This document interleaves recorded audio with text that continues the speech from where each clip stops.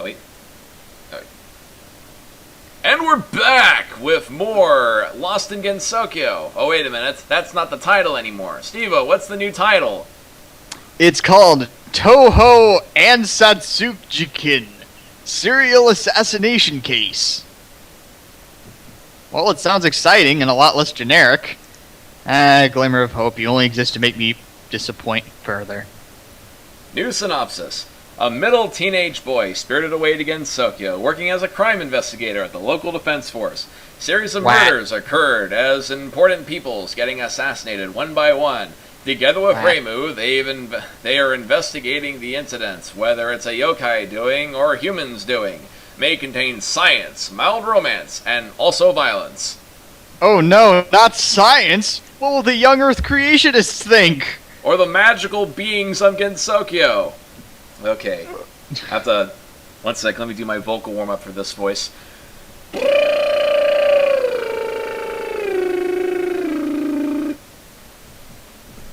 Hey, wake up! A girl's voice wakes Ryo up from his dream. What? He whims and yawns before he opens his eyes. You keep using that word. Whim, by the way. I don't think it means what you think it means. Only to see, is a teen girl with a red-white shrine maiden outfit. Her black, slightly brown hair is tied into a small ponytail with a big red ribbon. It's Reimu! Place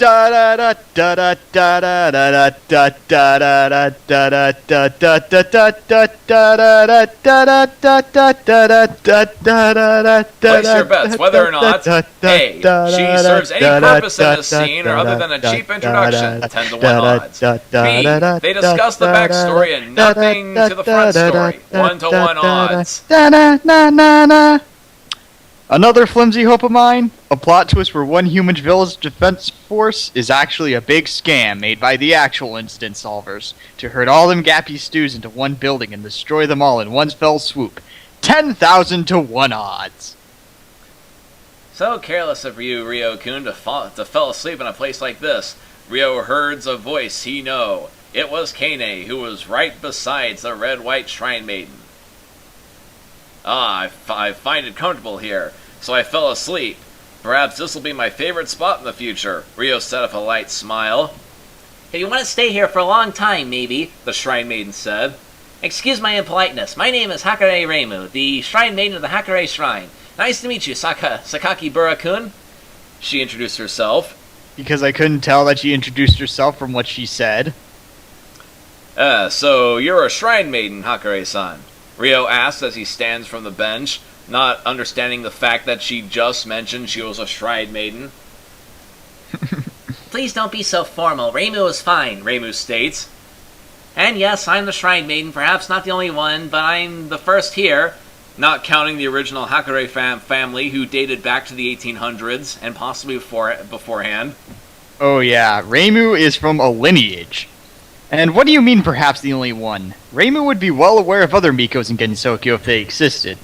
Also, Sanai's a good girl. Sanai is a good girl. Sanai Kochi da da da da da da da da.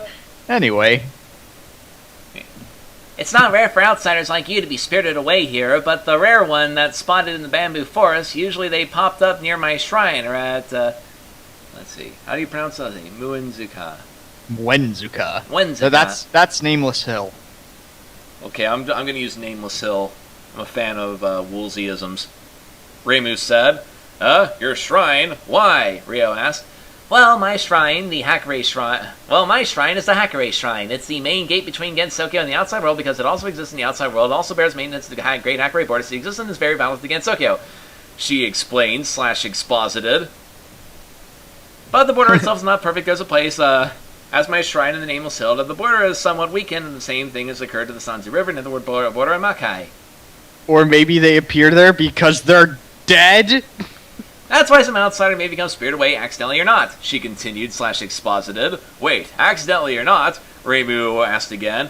Accidentally when the human crossed the border without noticing it, not accidentally, because a certain old herd is kind of messing around. I don't know whether it occurred in your case, but judging from your place of appearance last time, it may be the old herd doing. Reimu answers from a somewhat putting annoyed tone into the word old hag. Or old hag, 2 words. Hey, this could be a pretty big reveal. Let's find out how the writer uses it. Well then, as the maintenancer of the border, does that mean though? Well then, as the maintenancer of the border, does that mean you can help me cross the border? Rio asked. Nope, he just completely glosses over the fact that Reimu apparently knows who gapped him in. Sure I could, but as I heard from Kane you're not from Japan, are you? And I can't tell. Sorry, I had to use my Reimu voice. And I can't tell from your accent or your appearance, unless Indonesians and Japanese people are that damn similar. Then, okay. Oh yeah, she's still talking. Then it must be difficult, since the outside part of the shrine itself is located somewhere in the middle of Japan nature, for simple its abandoned shrine, the heart of the forest. Reimu replied, exposited. I'm reading this verbatim, folks. Well, I'm not good for adventuring inside the forest, so my only option is to cross the border is ... So you're telling me that you're unprepared for crossing the border back into the outside world, when you packed 3 days worth of clothes, a ton of food, and a smartphone.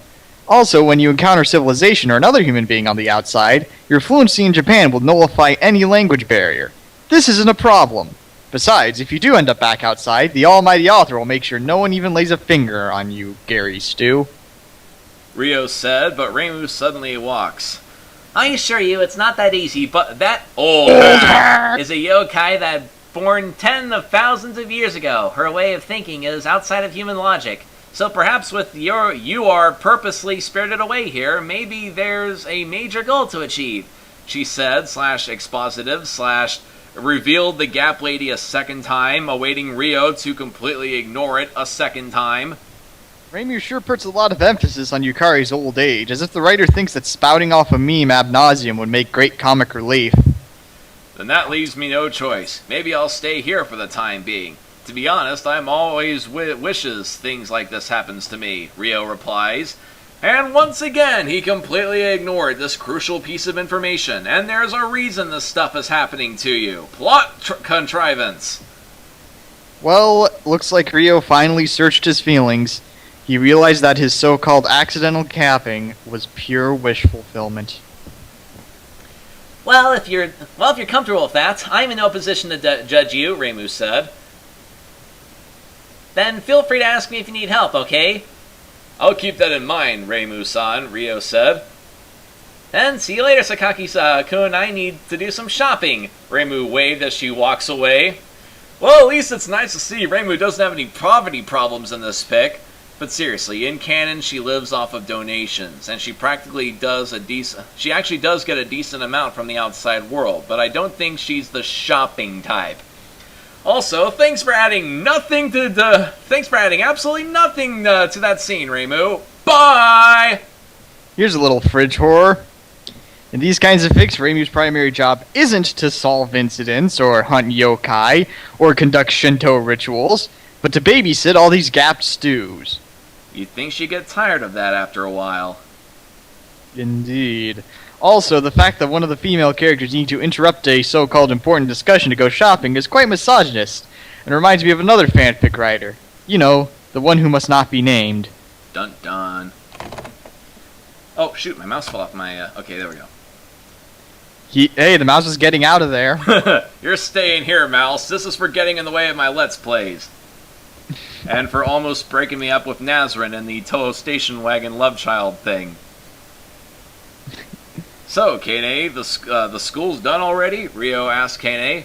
Huh? Nope, it's lunch break for an hour, so I decided to pick you up with Reimu to explain things to you, Kane replies. So she just stopped by to continue to waste the reader's time. And how's the job? She asked. Smooth, I could go tomorrow, Rio replies. Good, that means you're part of Gensokyo, Kane said. What do you want for lunch? Let's have a little celebration of your new job, she continued. Anything will do, but I want to try that ramen noodles thingy, Rio answered. Ah, ramen? If so, I know the right place for a good ramen, Kane drags Gensokyo to Market Street. Or the more realistic answer, ramen?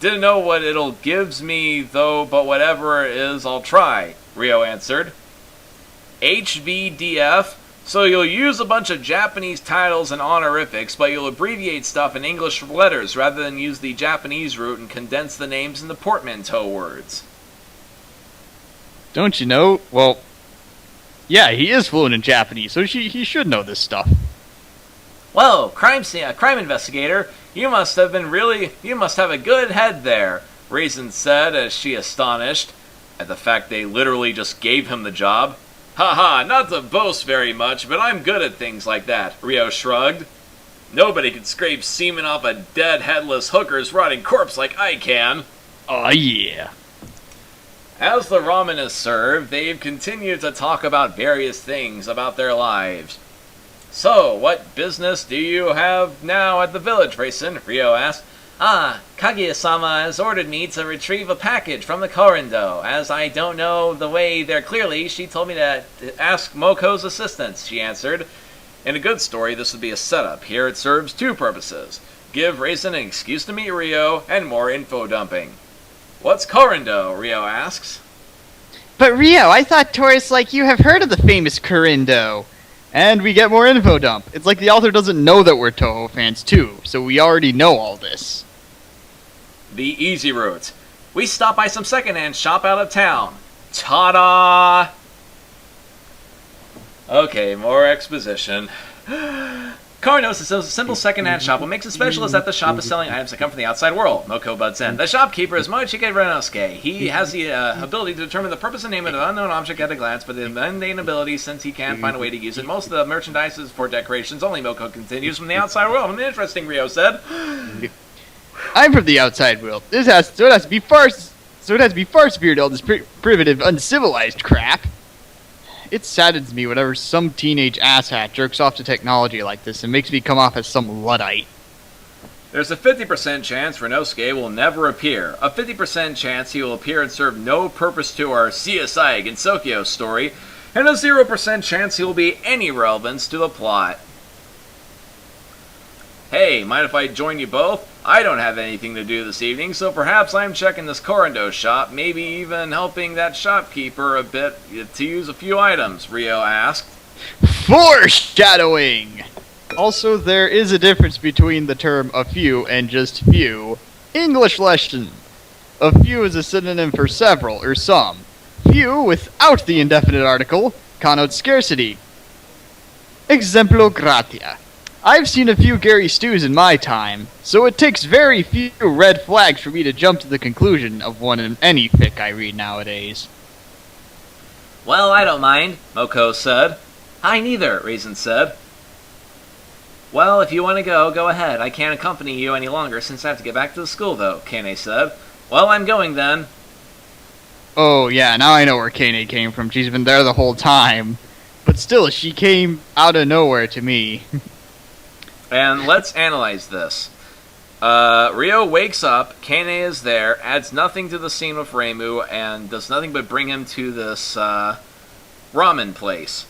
And during the conversation about the Korendo, she is just sitting in the background observing, and now she leaves. And about that job Ryo has, it sure is existent, right? Right. I mean, never mind that we could have CSI Gensokyo right now, let's go on a sidetrack. After paying for the ramen, that in fact at a quite reasonable price as the ramen is very good, Kane goes back to the school and Ryo tags along with Raisin and Moko. Kinoshita Bar, where the ramen never stops. Happy hours 7 to 10. Sake for only $1 a shot or $3 for sake boiled ramen. Get drunk, damn it! The shop is located outside of the village, near the Forest of Magic, Moko said as she led the way. They've arrived at the village east gate and halted by a guard. Hey, no trespassing unless... Oh, it's you, Fujiwara-san. The guard realized it's Moko they're halting. Oh, look, another useless OC. And now we have a reverse of the earlier problem. A normal honorific for a person of respect like Fujiwara-sama. Yeah, Mind if I go out of the village? I'm going to Korendo People forget that for a bit. Moko's an aristocrat. Huh? Yeah, people tend to forget that Moko's an aristocrat. Yes. The arist... No. A bunch of yokai walk into a talent agent's office. No. She said. And these two, one of them is the Ain't-A Rabbit, though, the guard asked again. Yeah, they're under my responsibility, too, Moko answered. Okay, you may pass, said the guard. Bye-bye, pointless character. One day you might just be like Mei Ling. Well, nobody can say my story didn't have any conflict. So that's how they defended the village, eh? Rio asked. Yes, it's even mundane. Most of the yokai could fly. They've walking only for leisure, though, Moko answered.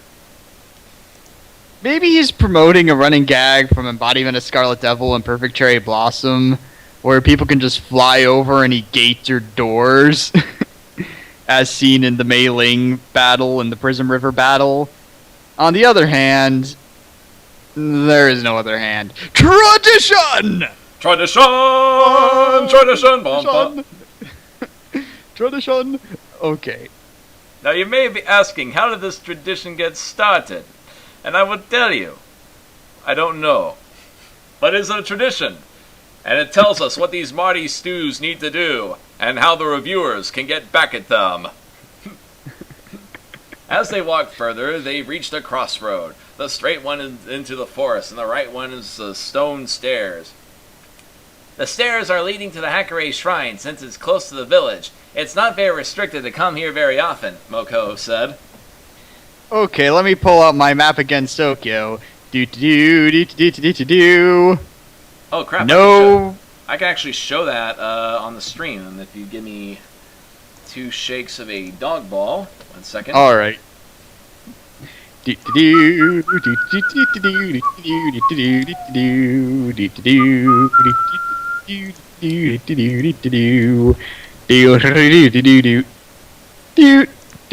almost up. Okay, let's see. Where did I put that? Oh, here it is. Okay, here's a map, well, a theorized map of Gensokyo based on various sources, and according to this, the Hakurei Shrine is located far from virtually anything. Exactly. Which is why I have trouble believing this. And besides, as far as I've experienced, Shinto shrines tend to be secluded from the rest of a town, usually. Yeah. But I like to go by the strong bad's cool game for attractive people logic and say that any place can be any distance from anywhere if the story compels it to be. It's just the chief idea is that everyone ignores or avoids the Hakurei Shrine. In fact, I actually had one idea where the Hakurei Shrine is located within the human village, but everyone passes by it and ignores it.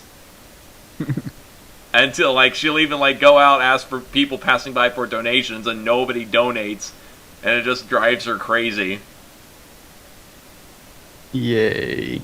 Again, conflict. What does the character want, and what gets in the way of them getting it? Okay. Back to the main picture. They walk through the forest path. Time flies while Rio and Racing chats about their lives, and Moko only butts in some time, if anything, about her or Kaguya is mentioned. A few moments later, they've arrived at a large clearing. In the middle of the clearing stands a small building. I usually complain about beige prose like this, but considering this guy's track record on writing dialogue, I'll make an exception. He's still showing the scene where nothing happens, even though, like, he technically skipped the scene where nothing happens for once. But that's like saying, again, oh, we should have dropped a 12,000 megaton bomb on that village instead of an 1,100 megaton bomb on that village. As Rio reads the kanji written sign, quote, Korendo, so this is the place. Wait, I thought he was bad at reading kanji. And what's even more hilarious is that he didn't, let's see. Oh yeah, I think earlier he mentioned he was unfamiliar, like he couldn't write kanji like for ichi, which is just a simple line, but he can read the rather complex kanji for korendo. He asked, Yeah, pretty neat, huh? Says Racing. The exteriors of the shop is stacked with various things from outside world for sure. Street signage, advertisement boards, stacks of unused tires, even an expensive mountain bike. Let's go inside, Moko said. I'm not so certain that those signs are necessarily from the outside world. This interpretation of Gensokyo is pretty modern. Hello, Renosuke-san, are you there? Moko knocks the door. Yeah, come in, a man's voice answered from the inside. As they proceed to enter the shop, Ryo is astonished looking at the interior. A grandfather clock, a plasma TV, a set of PC, 2 laptops, even one of them is an Apple iBook, stereo sets, a traditional heater, an electric guitar with its pedal board and amplifier, a wardrobe filled with the outside world's clothes, even an Xbox 360 with its Kinect. On the walls hang flags of nations, even the flags of a certain football club. Manchester United is a trademark name, and therefore I cannot use it for fear of getting sued. Xbox and Apple, on the other hand, are not completely free to use. Wait, why is he excited? He's from the outside world. Okay. That'd be like me going to Japan and be like, oh shit, a McDonald's! Welcome to Korendo, Fujiwara-san, Inaba-san, and I guess you're new here. Again, welcome to Korendo. A man with glasses and white hair dressed in blue clothes greets them. Yeah, hi. Let's see, who's speaking? Okay. Yeah, hi, Renosuke-san. I'm here to escort Raisin for a package, Moko said. Yes, Renosuke-san, I believe Kaguya-san has ordered a package from you. Has it arrived yet? Raisin asked. Oh, that package, huh? Well, I certainly have it. Just a moment. Feel free to browse the store as I retrieve the package. Introducing I pronouns. Just slap a lowercase I in front of it, and you've got an Apple product. Oh yeah, there's an I in front of the I. Again, I tend to ignore misspellings. I just focus on how badly structured this thing is on a meta scale. Renosuke said, is he going into a door? Only a few seconds, he back with a box written PlayStation Vita. Here's your princess package, a PlayStation Vita, purpose to entertain the people who used it, Renosuke said. Get another item that won't be mentioned again. If that's what it is, then thank God for that. Again, I must reiterate that if you're going to set up a package, either make it important to the plot or red herring. Like the scene actually leads to something important from that Vita, or the Vita itself is so ridiculous we can't take it seriously. Only to have important contents on the hard drive. So then it becomes an actual setup for something. Yeah. And for you, stranger, I believe it's your What are first you time. buying? What? What are you selling, stranger? Okay. I believe it's your first time here. What are you looking for, if I may ask? Renosuke asked Ryo. Ah, Renosuke-san, is it? Well, my name is Ryo, and why I'm here, I'm an outsider, so I thought I could find some items I could use here, Ryo replies. Not answering Renosuke's question. He's really just there for no apparent reason, really. Yay. Oh, you're an outsider, Renosuke said in a surprised tone. But as previous outsiders that have come in here before, you certainly can't explain about items here, can you? He said. According to the items, that is, Ryo replied. Then how about this? You explain the way you use an item, and I'll give you a free item per items you explain, Renosuke offered.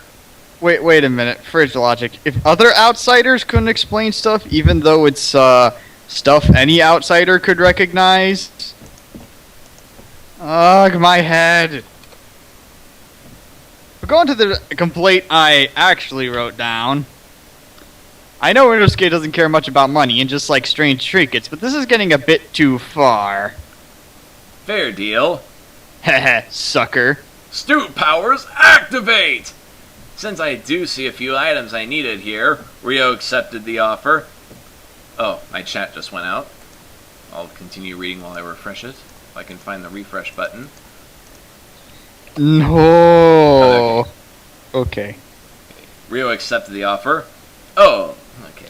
Oh, then name all the items you need and I'll prepare it right away, Renosuke said. How uncannily convenient for Ryo. If he were captain of my town, he'd be confused for an exchange student and ridiculed by the natives accordingly. Well, I need that bicycle outside. Ryo prescribed the thing he needed. Only that? Well, that transportation device are rarely one wants it, since nobody able to ride it, Renosuke said. Yeah, it becomes obsolete when you can fly! Okay, then what kind of item you want me to explain for? Rio asked. Okay, hold on a minute. Rinosuke walks back to his desk, searching for something underneath. Gee, I wonder if a guy who can recognize Xboxes and whatnot can identify the thing, especially after not having a single problem thrust upon him so far. Derp-de-doo. Do-de-doo. He can't do anything wrong. He's Mr. Right. He's perfect. Too perfect. He back with a box written unexplained items. He then grabs a hand stopwatch. The purpose of this item is to tell and counts time in seconds, minutes, and hours, but the stopwatch's needle won't move, Rinosuke said. So he knows it's called a stopwatch, huh? But he doesn't know how it works. Now I want to make a Wampus animation where this guy is like, okay, you told me the name of the item. What is the name of this stopwatch? A stopwatch? You win!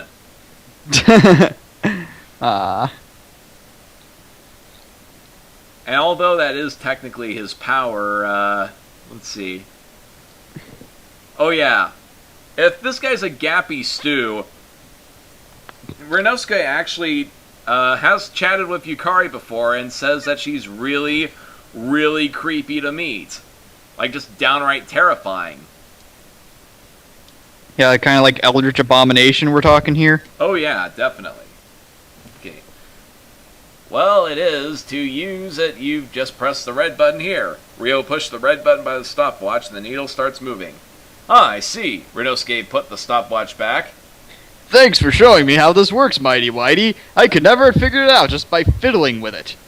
Does this asshole writer honestly think that people were that hopelessly stupid at that time / nation / population density? Writing complete morons is easier than writing anyone with an IQ above room temperature.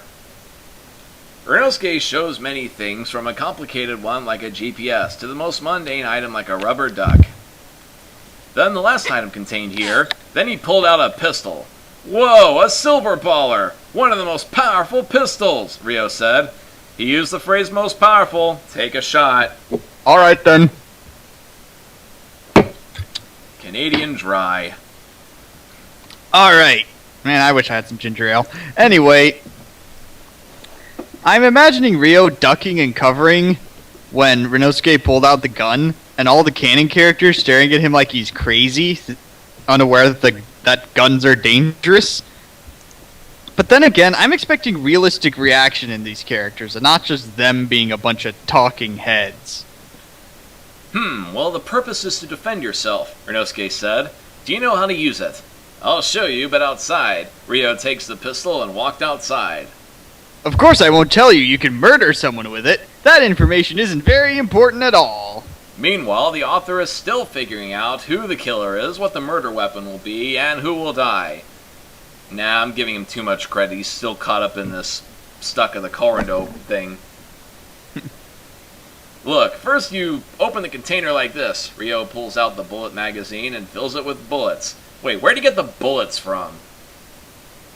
That is a good question. Probably had it in his bag. Bullets. Now, where was he going?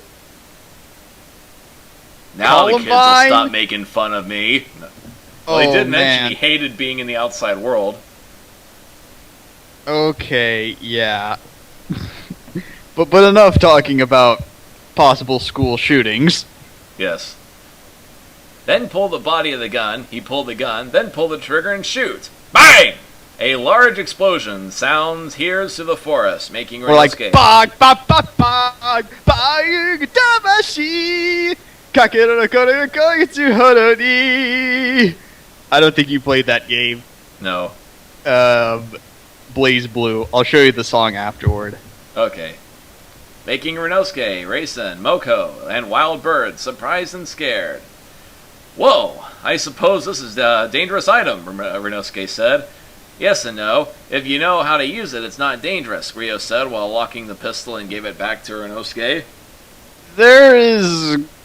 There's quite a bit wrong with this scene, and there's quite a bit I have to explain. 1. I have authority for this because I'm American. And I'd like to inform you, Rio, that you are dead wrong about gun safety. Guns are dangerous, period. They can blow a lethal hole for you. In fact, the purpose of guns are to kill. So I think you should be a little more careful with killing machines. Literal killing machines. 2, Racing would know a gun when she sees one. She is a war veteran from a technologically advanced civilization. Plus, guns and traditional bullets are her Danmaku motif. She's familiar with firearms. In fact, the Lunar Army, as we mentioned earlier, has rifles. But something tells me that the writer is not familiar with the idea that Toho is a top-down shooter series. And 3, if that scene was shown and not told, it would read like this. A loud ba-ba-ba-bang went the pistol, causing the 3 natives to flinch and cover their ears and the flocks of birds to disperse from the trees. Notice how that's action. I didn't explain how the characters felt, you saw how the characters felt. You can't just have your characters say how they feel, that makes me angry.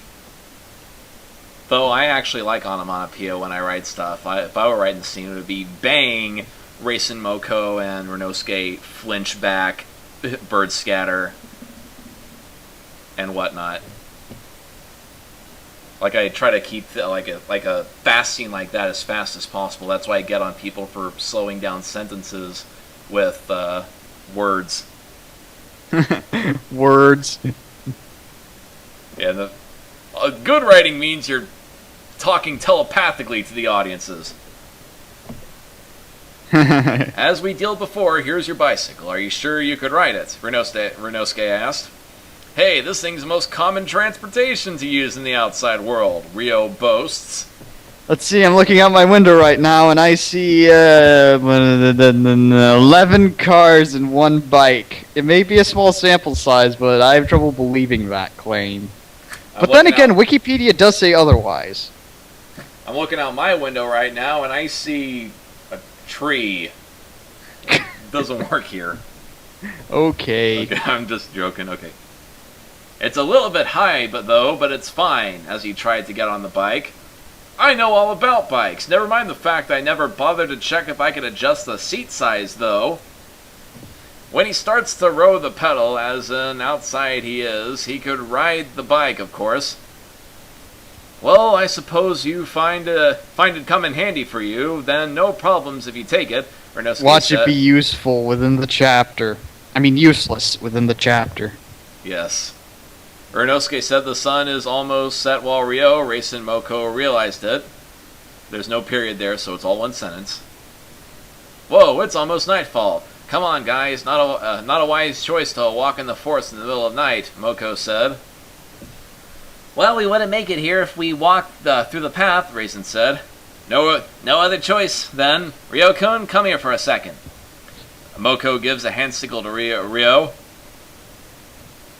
Perhaps it's obvious, but are you afraid of heights? Moko asked. Nope, not at all, Rio answered without hesitation. I can survive anything because I'm Gappy Stu. Well, then it's easy now. Racing, you know what to do. Moko suddenly jumps into the air and floating. Oh, wait, so that's what you means? Rio asked. Yes, Ryo-kun, hold my hand tight. Racing smiled as she holds Rio's hand. What about the bike? Rio pointed at the bike. I'll carry it for you. Moko floats lower to pick up the bike up. The bike sure will come in handy when you got peeps able to carry you at your command. Now let's go. It's almost night. Moko suddenly dashed, flying in an astonishing speed. Racing, don't too fast, okay? Rio said. Tee, of course, Ryo-kun. Bow, chicka, bow, waka, bow, wow, waka, bow. This fic has way too many opportunities to turn straight into erotic fanfic territory in a moment's notice. Again, Umberto Eco. I'm gonna actually, between chapters, I'm gonna link it to the Ustream chat. Okay. Dash! Whoa! Rio screamed as his hand pulled hard by Racing. Hold on tight, Ryo-kun. You don't want to know how hurt it is if you fall from a height at this speed, Racing said. I'd like him to know. The velocity is way beyond my calculation, Rio answered in a shaking voice. And suddenly he can calculate velocity just by his spidey senses or some BS. What other seeming magical psychic powers do you possess, oh great wonderkind? What's velocity? Racing asked. Seriously? What's velocity? Okay, first of all, Racing is a trained soldier from the fucking moon. She knows what velocity is. Second, I knew what velocity meant since first grade. It's not that rare of a word. You're a monster for depicting your wife who is that much of an idiot, Rio. One physical studies. I'll explain later, so please slow down. Rio, I used to be a smart kid like you, until I took an adult life to the wallet. That doesn't mean I don't remember what it's like to be a knee-high genius. Whenever one of my intellectually inferior peers asked me what velocity was, I just respond with, speed. I know it's actually speed and direction, but I've never been in a situation outside of the physics classroom where the two terms weren't pretty much interchangeable. Now stop dumbing down everyone else to make yourself look smart. It actually just makes you look like more of a douchebag, you douchebag. Rio screamed when suddenly Racing flying downwards. Haha, we're almost there, she said. Unnecessary travel scene, take a shot. Alright.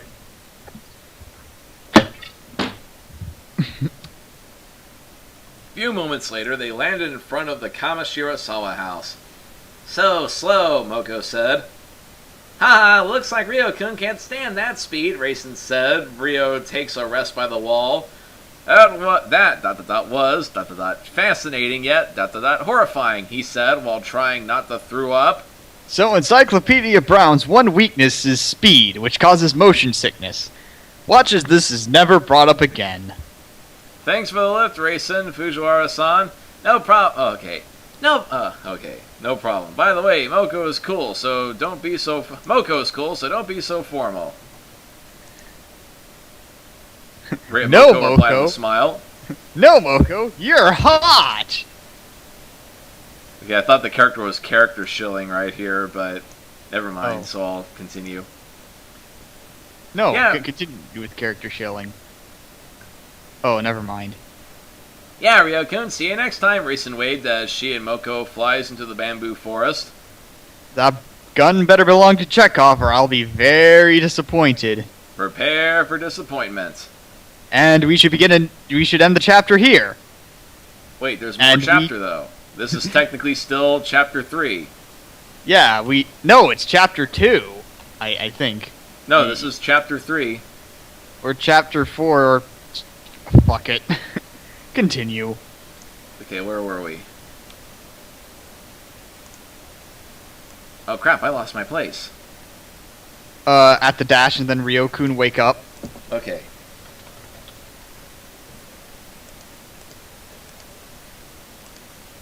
There we go. There's actually 3 Rio-kun wake-ups by Kane. Rio-kun, wake up! Kane shouted from the door. What? It's not even 6 a.m., Rio replies as he rolls on his futon. You don't have to go to work today, remember? Kane said. Holy shit! That's right! Thanks, Kane. Just a minute. Not as bad as the F-bomb earlier, but still. Rio jumped as he rushed, changing his clothes.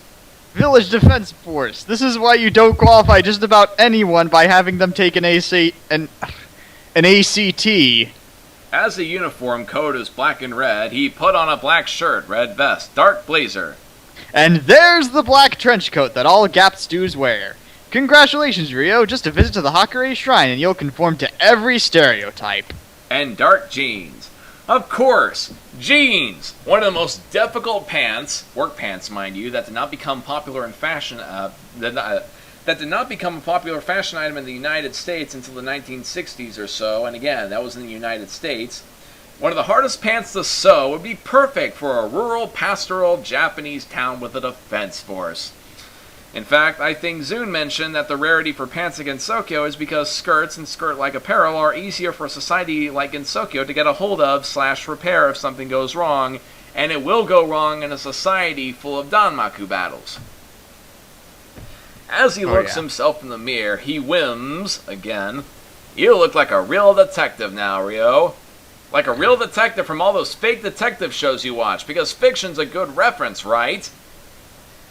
Morning, Ryoko. How do detectives look different from regular people? Technically, they actually look like regular people because they have to blend into society. Exactly. Yep, I'm not conspicuous at all with this stereotypical detective's outfit. Not with my deer hat and pipe. And my dark sunglasses. Morning, Ryo-kun. Wow, looking sharp there, Kane greets Ryo as Ryo entered the kitchen. You sure can pull off wearing jeans with a business suit, and those white socks and sandals are so stylish. Yeah, haha, Ryo laughed as he opened his cheese bread. Oh, good God in heaven, he's opening the mystery food-like substance. Take cover! So, ready for your first time working? Kane asked. I don't know, feel so happy to, but also a little paranoid about the work I have to do, Ryo answered. This would be foreshadowing if the guy knew how to write. Paranoid is a rather strong word to be throwing around like that. It can also be code for crap. Now I need to actually start writing this plot. What plot? Exactly. Then good luck, Ryo-kun, Kane said as she pat Ryo's shoulder. And it's interesting because even rural Japan are not exactly touchy-feely people. Yeah, thank you, Miss Kane, Ryo thanked Kane. Anyways, please don't ask Miss while calling me. That cames me feel old, Kane said. Sodomize me properly, you dumbass! I'm surprised you even know where your deck is! And what happened to the honorifics? If this was translation convention, the neutral son honorific does not involve age, and sensei is a rather prestigious title. Okay, Kane then? Ryo smiled a bit. That's more likely. Now it's about time, doesn't it? Kane looks at a traditional water clock at the kitchen. Wait, a water clock? Okay, I had to look that up, and apparently it's ancient technology. And now this guy decides to do some research. Man, everyone in the chat is be like, kill this fracker. Really?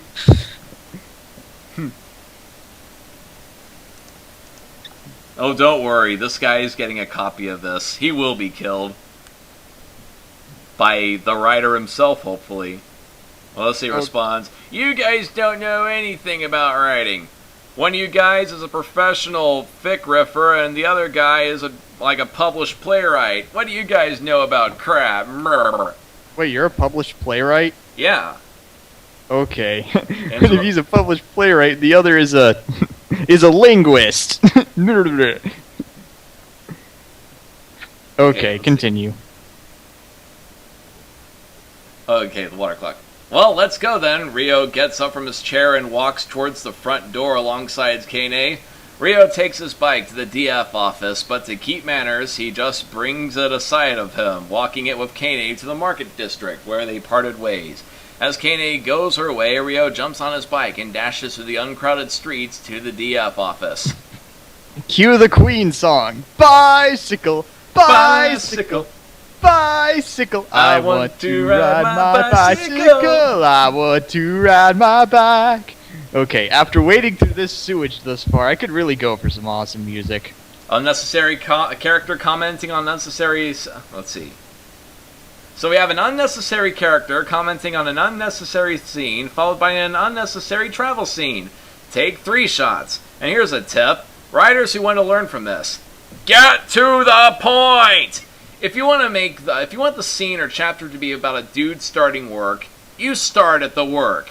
You could briefly explain how he likes his new uniform or what people said, but as I've said this many times before, don't show the scene where nothing happens. As he arrives... Oh, another thing. If you want the scene to have nothing happen, but still have something happen, at least add some kind of reaction to it. Something has to do with the theme or the point of the story on some microscopic level. So you can still have your scene where nothing happens, but have something happen. Like, there's an episode of Neon Genesis Evangelion that makes really good use of that. The one with the runaway robot that I can't remember the name of. Jet Alone. Anyway, enough digressing. As he arrived at his new office, the village square was not very crowded, as previously mentioned in the previous paragraph, and the DF building itself feels empty when Ryo saw the man from yesterday. So it's not really empty. Nakamura-san, Ryo greeted his fellow worker, switching back to honorifics. Ah, Sakakibara-san, it's surprising to see you this early. The work hour starts at 7 o'clock, you know, Nakamura said. Wait, what? You woke up at 6 o'clock in the morning and need to get to work at 7. I usually need an hour and a half to eat breakfast, do my morning routine, check my usual websites, and commute to work or class. So you getting up an hour earlier than the start of your workday is economical at best and rushing at worst. I'm thinking this writer has dyscalculia. It would also explain why he considers being good at math some kind of superpower. As he noticed Ryo, nah, I want to know more about this building first before I start to come late. So, could you show me to my new office? Ryo asked. Ha ha ha, what a story, Mark. Sure, follow me, Nakamura said as he walked into the building. By the way, Sakakibara-san, your clothes are Outside Worlds clothes, doesn't it? Looks very good on you, by the way. Seen those kind of clothes before, though, Nakamura-san said as they walked through the hallway. Have you seen Ryo lately? He's so handsome and sexy, and he looks so sharp in his suit. Again, Yeah, now that's I how can use stupid that you quote. sound. Character shilling is so useful for getting information about characters, said Strawman Joe. I know, said Soapbox Betty, and the information doesn't feel forced at all. It's so believable and natural. Is it?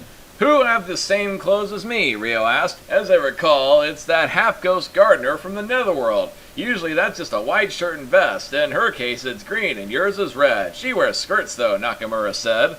So in other words, Ms. Kompaku's clothes have only one similarity to yours. But seriously, will these characters just shut up about Ryo's wardrobe?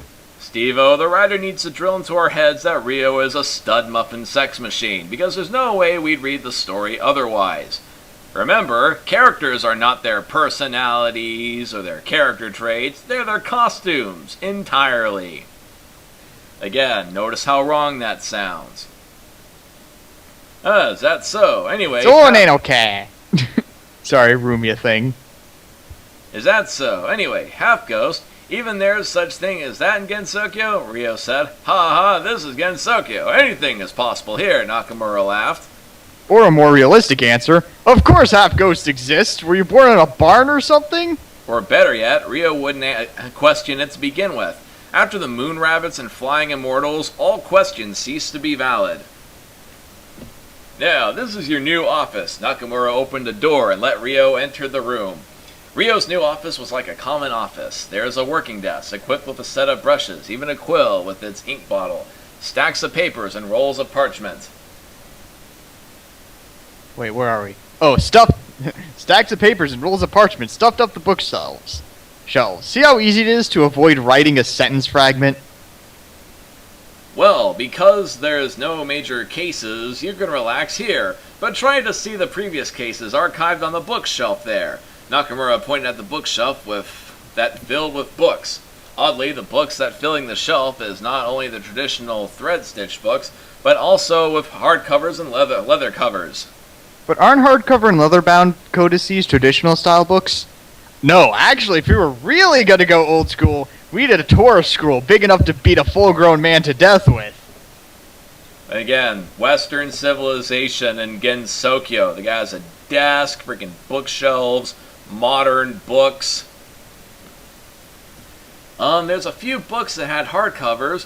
Where does it come from? Ryo asked. Well, majority of the archives here is donated by the Hieda family, but now there's also reference books from Voile Library by the Scarlet Devil Mansion, Nakamura explains. Again, canonically, Voile can only be accessed by the residents of the Scarlet Devil Mansion. The only other way is by force, as illustrated by Marisa throughout canon, and the House of Eternity in Silent Sinner and Blue. Hieda family? Who are they? Ryo asked. Sheesh, they're like asking a million questions and never actually getting, like, Here's the thing about the need-to-know basis, like conservation of detail. Only ask a question if it's abso-freaking-lutely vital. As I say, write on a need-to-know basis. Exactly. In fact, that's actually what the my latest writing guide. I forgot what it. Let's see. Let me get the name of it. That's not with me. It's in my car. But basically, it talks about the psychology of writing, and everything needs to be on a need-to-know basis, because if we leave in a bunch of unnecessary details to the story, our brain realizes that this story adds nothing to our survivability, which is technically what stories are designed to do, enhance our survivability and answer the questions we can't answer in life, and it shuts off and ignores it because it understands it has no value. Unless the question actually leads to something of value that could lead to the character's survival. But here, the character is not at risk for anything. He's never at risk for anything. He's a Gappy Stu. Okay. Where were we? Hieda families are the ones who writes the series of Gensokyo Chronicles. We're there.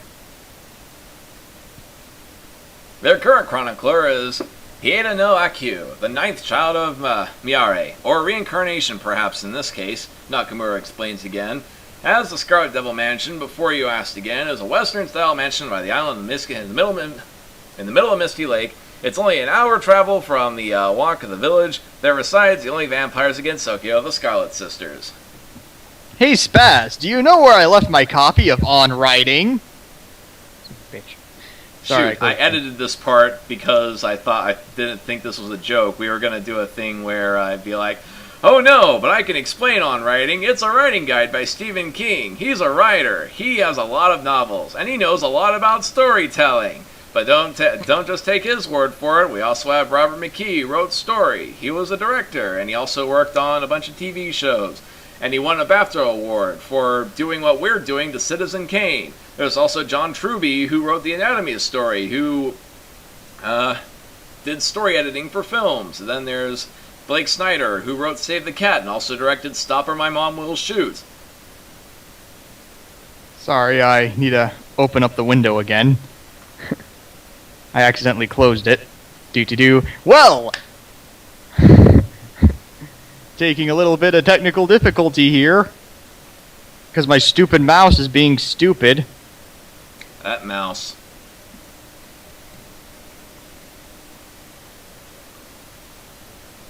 Waiting for the dock to load.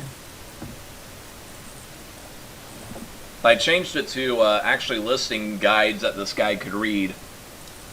There's also Donald Mass's The Breakout Novelist, which combines all of his works on how to write. How Not to Write a Novel by Howard Middlemark and Sandra Newman. The Art and Craft of Storytelling by Nancy Lamb. The Dramatic Wow! Writers... It's as if there are many resources for novice writers to improve their ability and not make asses out of themselves with drivel like this. Thanks, all those writers! Also, did you know you can find those information in books? You can read them with your eyeballs. And as Stephen King said, read a lot, write a lot, so if you read good literature, you'll know how to write good literature. And if you read bad literature, you know how to not write bad literature. Yes. Moving on. Vampires? Whoa, I thought there's only Eastern deities reside here. Maybe I'll pay them a visit sometime, Rio said. Well, considering there's all sorts of Western stuff like modernized houses and bureaucracies of this scale, it's not too far-fetched for vampires to be around, too. Well, you can make an appointment there. Well, you could make an appointment. Their maid usually shops at the market district. They're quite welcoming, though. But I tell you, the mistress is very childish, Nakamura said. Reservations at the Scarlet Devil Mansion. The Scarlet Devil Mansion is a labyrinth full of demons and vampires where maids die from getting lost on a regular basis, and a psychopathic child has been lost in the basement for almost 5 centuries. It's not a freaking tourist attraction. Canonically, they will let lost travelers stay there, but the travelers get so scared that they'll run away anyway. Ha ha, I'm good with children, I suppose, said Pedo Bear. Well, if that's all, I'm off to my office, right beside you. If you need anything, don't hesitate to ask. And yeah, since you're filled the position, there will also be a part-timer assistant for you. He'll be here at 9 o'clock after his morning class at school, Nakamura said. Ah, yes, just what our hero needs, a sidekick. The more characters, the better the story! Wait, 9 o'clock after his morning class? I thought this fic established that Gensokyo lacked a formal education system. Author, this town either has a college or it don't. What kind of classes would this kid be taking anyway? Professional psychophancy? K. Hey, it's Kitty0223. Thanks, Nakamura-san. Ryo thanked Nakamura. That's... After Nakamura left, Ryo sits on the rattan chair by his desk. Well, I think nothing to do now, so I'll see the previous case's archives, he said to himself and stands up the bookshelf and browses the bookshelf. What's this? Scarlet Mist incident? Late Spring incident? Imperishable Night incident? Flower incident? The Underground incident? The Flying Ship incident? And this is rather new, the Mausoleum incident. Looks like there are a few major cases. Perhaps I'll take a look. Ryo takes the Scarlet Mist incident archive book. Incident solver Reimu Hakare. So that Shrine Maiden does things like this too. Ryo reads the cover. Admittedly, I'm a sucker for continuity porn, but I can't help but think that this paragraph was put here just to remind us that this was a Toho fic. It's again, this is like that scene from the Street Fighter: The Legend of Chun-Li, where it resembles nothing to the original game, and suddenly a hip-hop song comes out of nowhere and says, "This is Street Fighter! This is Street Fighter!" Oh, I like how they're talking. Let's see. Flander versus Ryo. Rip Ryo. Here lies a beep. You missed nothing, Wilhelm. He's at work now in chapter 3 at like roughly 9,000 words. Stevo, what's the word count on this crappy fic? Over 20k so far. Fail. No, let's try that. Let's see. What does the scanner say about the word count about this bad fanfic? It's over 9,000! Much better. Okay. Okay. Few hours passed, and the book is not even half finished. Suddenly, someone knocks on the door. Huh? Oh yeah, come in, Ryo replies. Stands a young man, perhaps also a teenager, by the door. His hair is blood red, parted by the side. A fringe covers his forehead to his eyebrows. He's so gothic. Ryo can tell he's quite tall, almost as tall as him. As by Ryo's judgment, the common man in the village is short, averagely as his shoulder. Wikipedia says that the average Japanese man is 5'7", while the average Indonesian man is only 5'2". Don't sell yourself tall, kid. Also, this main character is unbelievably tall. Another Gappy Stu trait. The man's wearing untied black yukata with red undershirt, but somehow wearing black trousers underneath it. That's almost like a trench coat, practically, what he's wearing. He's wearing white shoes that looks like men's loafers. Are you Sakakibara-san, the new crime scene investigator? The man asked. Yes, I am. And you are? Ryo asked back. I'm Yuzuru Yatsushita, your assistant part-timer. Nice to meet you. Yuzuru introduced himself and bows. Author's note, Raven disses ooh. Ah yes, I'm Sakakibara Ryochi. Nice to know you, Ryo said and bowed Goodbye, nice to know you.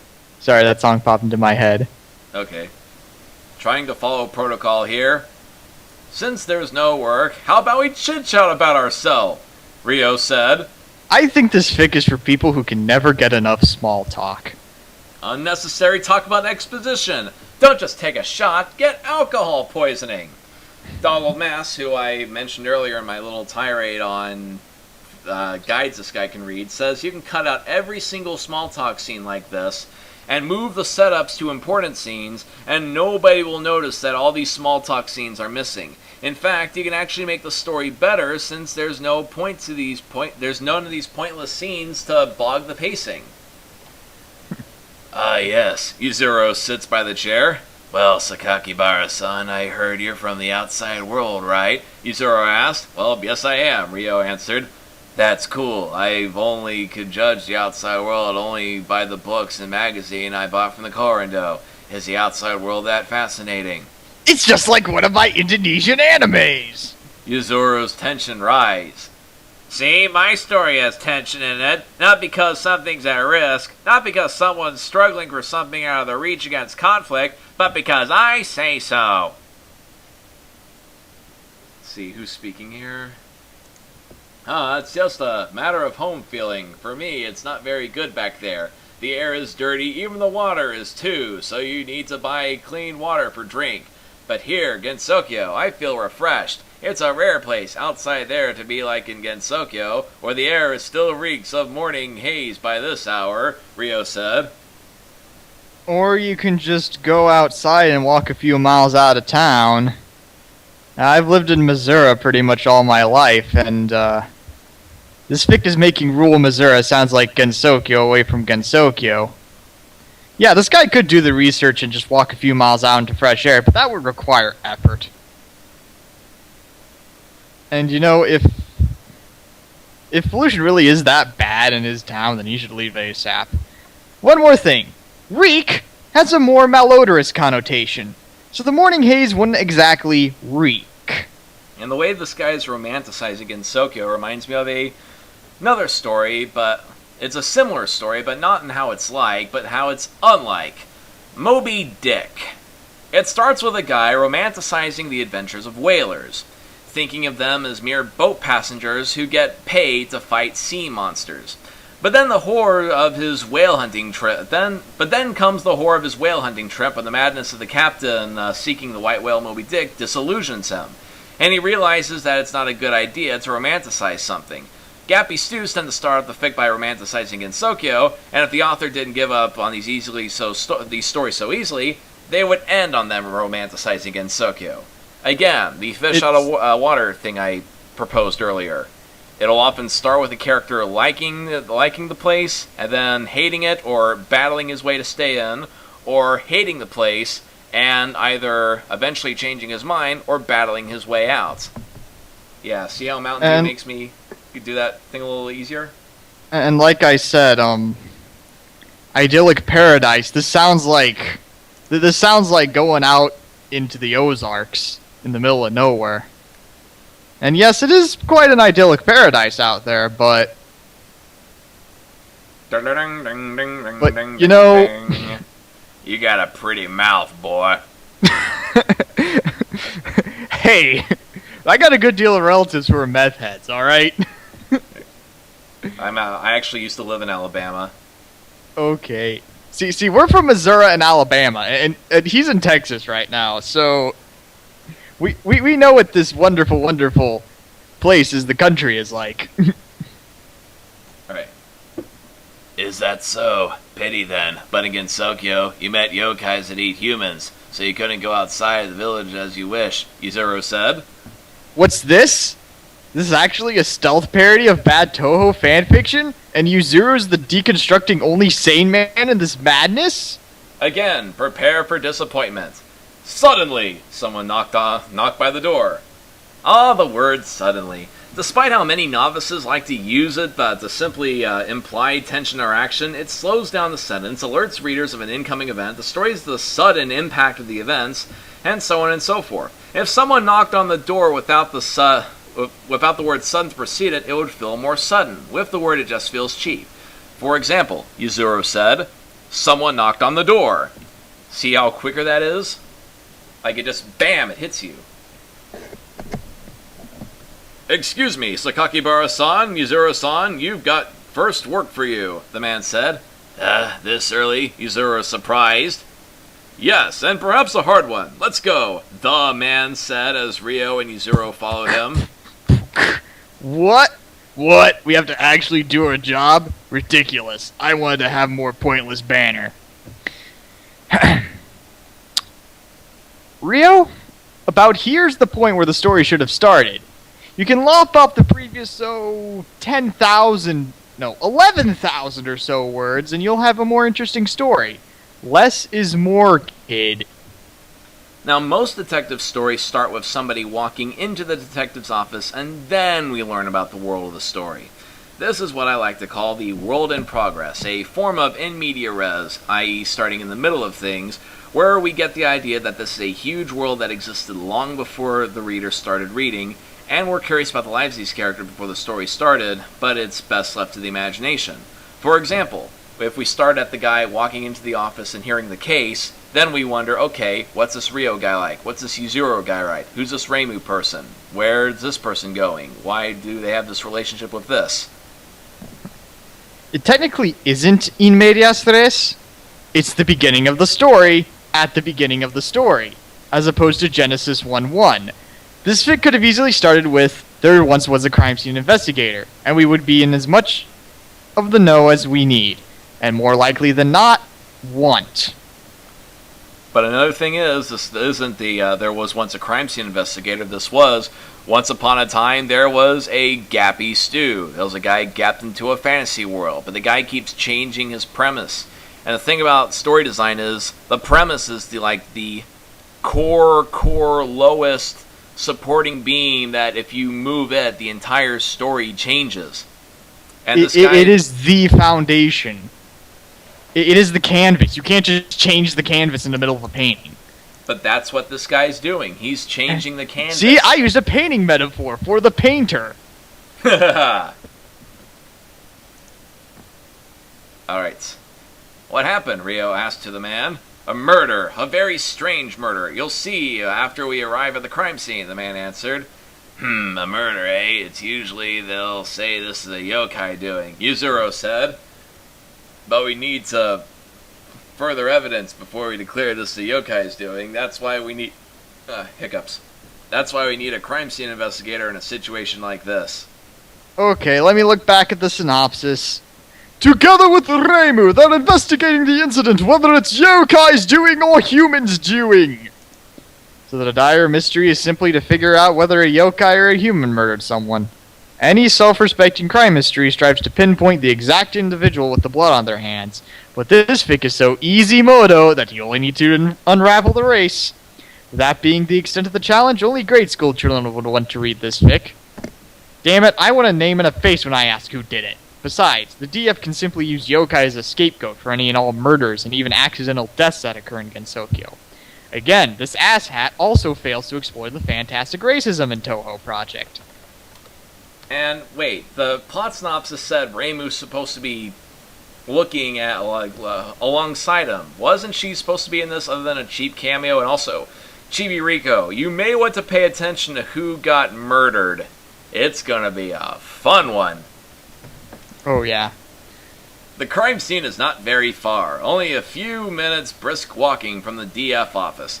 The crime scene is a large Japanese mansion at the nameplate written Kirasame House. The Kirasame Manor, as in Marisa Kirisame?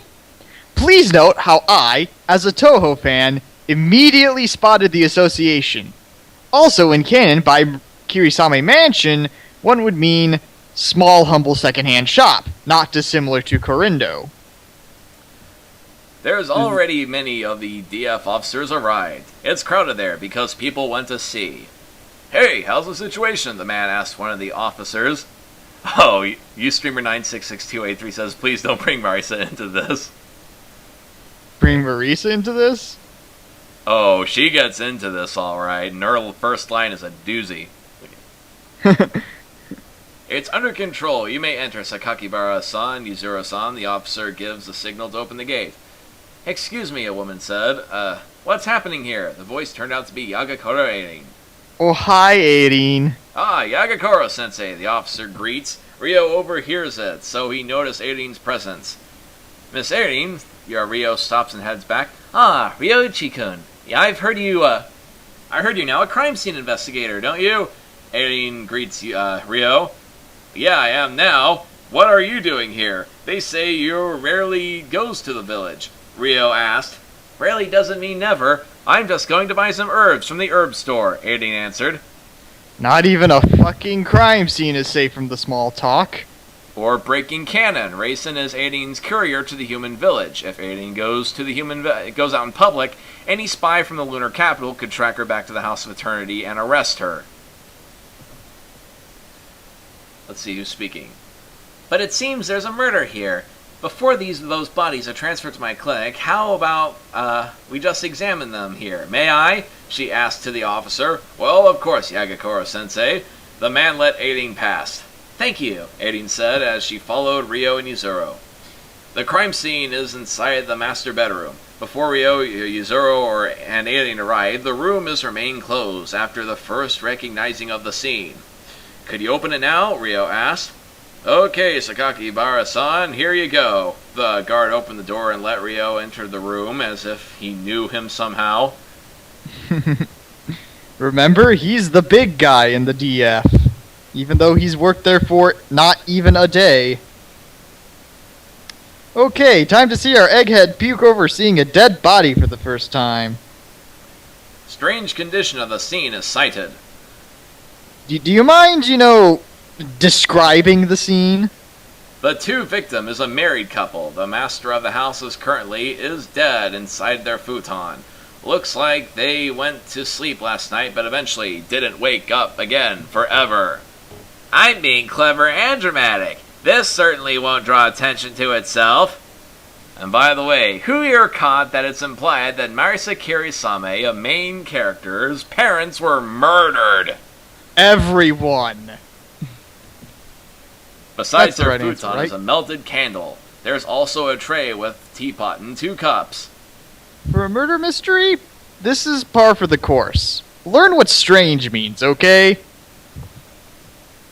The door was locked from the inside, you see. The officer showed the broken key slot. The first servant who broke through this door panicked when knowing their master aren't awake until half-hour ago, so he decided to enter forcefully, he explained.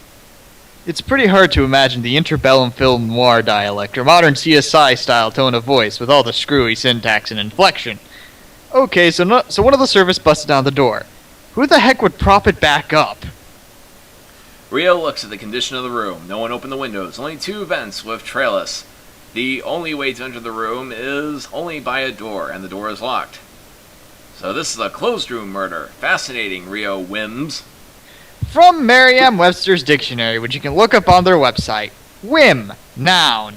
A capricious or eccentric and often sudden idea or turn of the mind. For example, Yukari gapped the incel on a whim. No, that's not the proper use of that word. Anyone who speaks English can agree with that. Now stop it! Okay. As Alien checked the body, she stated, both victims are certainly poisoned, but before I determine what the poison is, I need to run blood tests first, she said. Ryo heard it. Maybe you could, Miss Alien, but perhaps.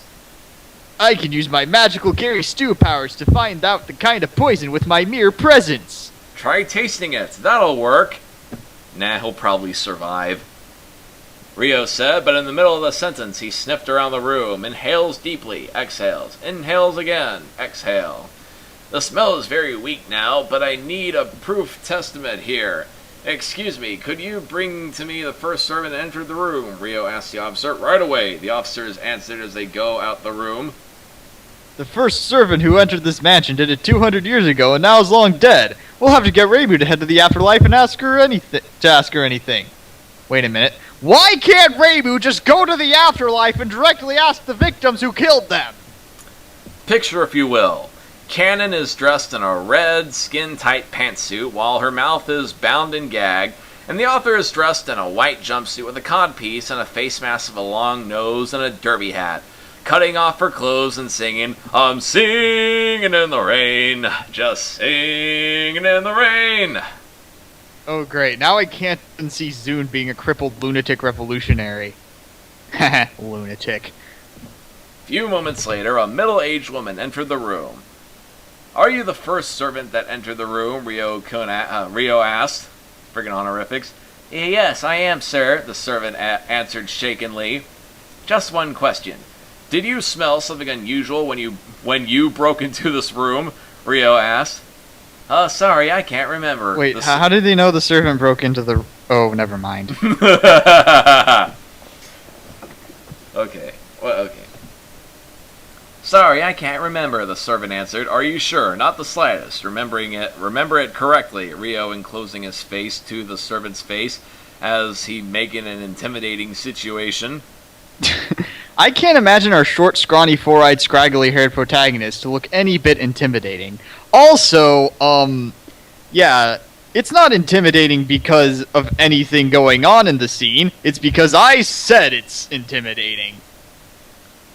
That, I remember. It smells like almonds, the servant answered in frightened face. Are you sure? Rio asked again. Stop making everyone bend to your will, author! It's pissing me off how spineless and moronic you're making all my favorite characters! Yes, it's definitely almonds. When I check my master's body, he reeks of almonds, the servant said in a certainty tone. Yes, almonds. Sure, you can call that smell too, even if it's very weak, Rio said. As everybody sniffed the room, most of them said so. So, Miss Aileen, you could determine the poison now, Rio asked Aileen. Almonds. That poison that smells like almonds. Ah, I know it, Aileen said in a shocked tone. Right. Hydrogen cyanide, commonly known as hydrocyanic acid, an extremely poisonous liquid that boils slightly above room temperature and turns into gas inhaled by the victims, Rio explained. Or Aileen could have explained it, considering she's a freaking pharmacist and Rio is a teenage boy. Again, what the hell is a teenage boy doing running a crime scene? Wish fulfillment! He's starting to remind me of Brad and Janet from the Rocky Horror Picture Show, who act as parodies of these kind of protagonists, or in their case, protagonists of poorly written horror movies who are simply there to just be in a strange setting while interesting things happen around them. But even this comparison is an insult to Brad and Janet. At least the events of the Rocky Horror Picture Show disillusioned Brad and Janet by the end, even though they had virtually nothing to do with the story. Again, they're parodies, and this guy's playing it straight.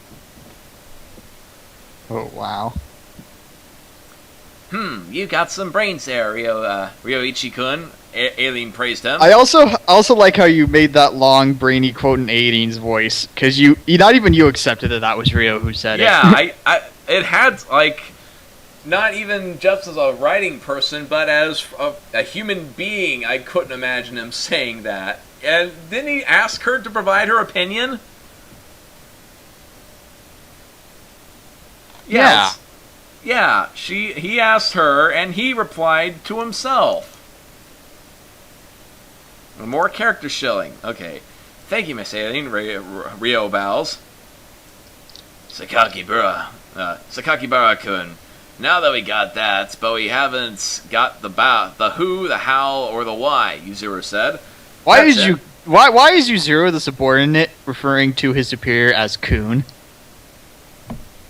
Shoot, like, it's these... Okay, Yuzuru said, sorry. The frickin'... He's got me... No. Yuzuru is the subordinate, and he's referring to his superior as Kun. Sakakibara-kun. Yes. Okay, that. That's stupid. Oh, okay, now I notice. And he barely even knows the guy. You don't use that yet. That's it. How the murderers slip in the hydrogen cyanide into the room. He certainly cannot carry it carelessly because one wrong move and he'll kill himself. So he surely carry a gas-proof container, a bottle, or thermos. There's that thermos again. Also, it's not impossible to mix it in candle or the tea. Rio puts his hand on his chin, thinking. I can't put my finger on why, but this Rio asshole is making me even sicker. Easy. He just showed up at a crime scene and figure out what normally takes a couple of weeks and a couple of seconds. And the fact he was essentially given the job. And the fact we know there's nothing that will stop him from solving the murder. One sec, I've been talking so much, my voice needs to be regenerated.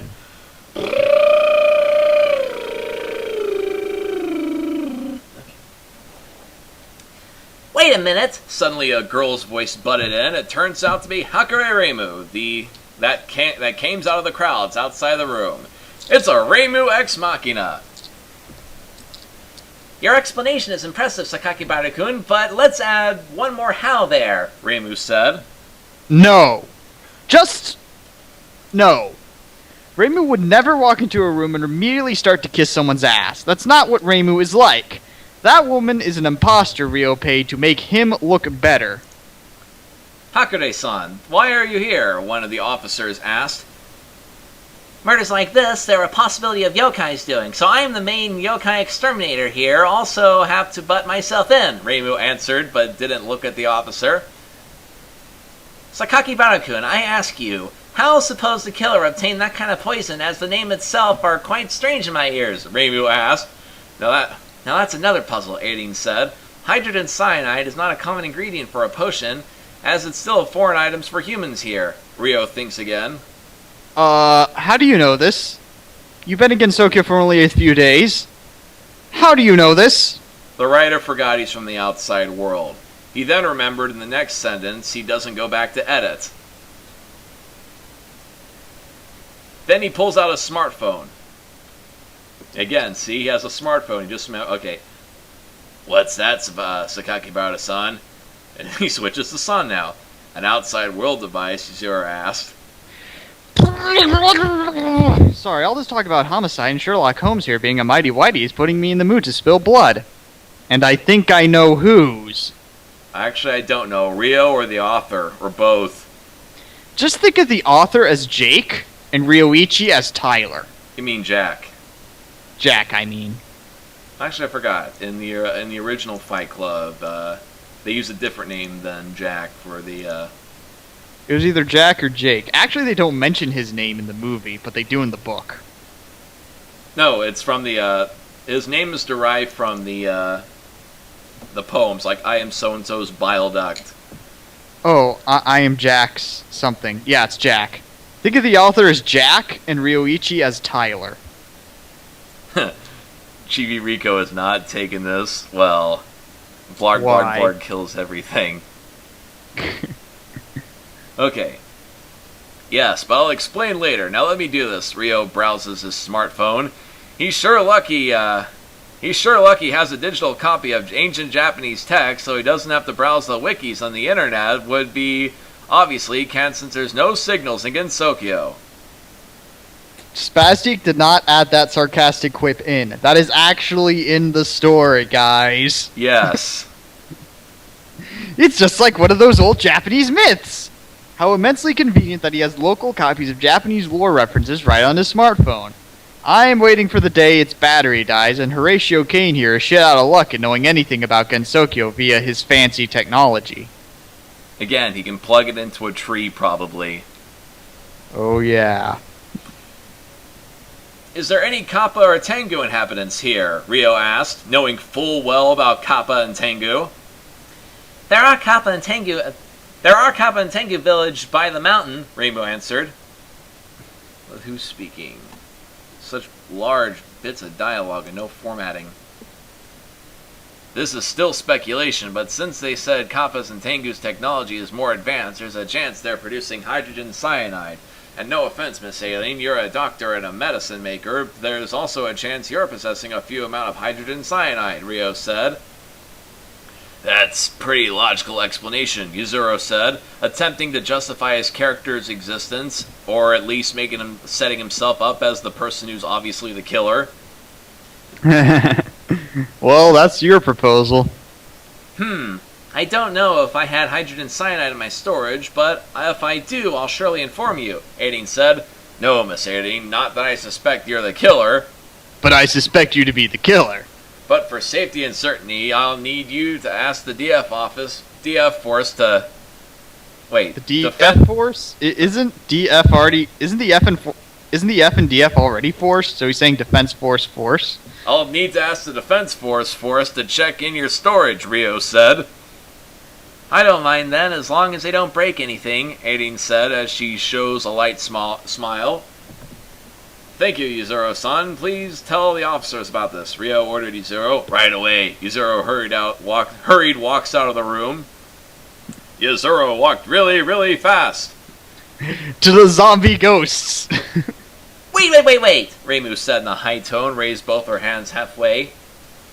Based on your explanation, do you mean the killer is possibly Kappa or Tengu? She asked. Ryo abstract. There's this really cool thing people can do called noticing an implication. They can understand the implication without the speaker having to spell it out for them. Don't you know I'm new here, but perhaps there's a possibility, Rio answered. I actually don't know a thing about Kappa or Tengu. It's quite odd I'd be doing research them on the first place, not knowing what they are. Let's see. That's odd. Kappas and Tengus don't have grudges against us humans. Even if they are, they'll use this way to settle it. Reimu said. They'll never use this way to settle it. They'll never use this way to settle it. Okay. Okay, Rio thinking again. Let's put the killer as human. Who cares if it's based on flimsy assumptions and we don't know any humans who have any hydrogen cyanide? We know that Kappas have it. A human killed them. Case closed. Then we must know how did he possess the hydrogen cyanide, then we could solve everything else, he said. That adds more puzzles, Reimu Pointlessly said, aiding raised. Then perhaps I could run a chemical research on the lefted evidence here, she said. The tea looks like there's some left tea inside the pot, and perhaps there's traces of hydrogen cyanide in the cup and also the candle. I give you permission, Miss Aiding, as you could help us investigate. Help us in investigation, Rio answered. even though I labeled you as a suspect not even a few minutes ago. Get eaten by a yokai right now, you asshat. Yuzuru came back and said, I order the officer, Sakakibara-kun. They're underway to A&T. Wait, so the coffee boy can just boss all the other cops around? Pointless character! Either the author needed a reason to give him a purpose, or he's obviously the killer, and the reason he's off to so many places is so he can mislead everyone, except the reader. Good, thank you, Yuzuru, Rio thanked. Perhaps now I need to get to Ainte, just making sure Tay don't disturb the DF officers, Aiding said. I swear, if she's watching a Serbian film in the living room again, there'll be hell to pay. By the way, Rio... No, I won't troll it. What? I was about to recommend a Serbian film to him. Newborn! No. Yes, Miss Aiding, you may go home now, Rio said. Now I want this place sealed. Be sure nobody enters it, Rio orders. Yes, sir, officers responded. I wonder, how many of the officers have been on this force for years, only to take orders from a kid from the outside world who got hired in a single day? And the, guy from another office excuse is inviolable. This is the only office in Gensokyo.